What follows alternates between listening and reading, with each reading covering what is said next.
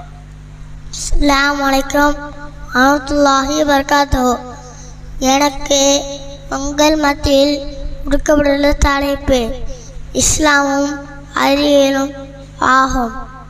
அல்லாஹ் அருளை பற்றி குர்ஆனில் கூறும்போது, மர்ஜல் பஹ்ரைனி எல்தக்கியான் பைரஹமா பர்சல்லா யப்கியான், அவனே கடல்களை ஒன்றை ஒன்று சந்திக்க செய்தான். ஒன்றை ஒன்று மீற முடியாதவாறு ஒரு தடுப்பு உள்ளது.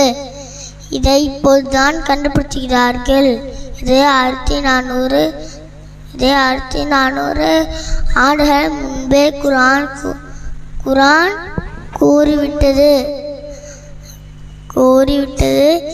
இத்துடன் நிறைவு செய்கிறேன். அஸ்ஸலாமு அலைக்கும் வரஹ்மத்துல்லாஹி வபரகாத்துஹு.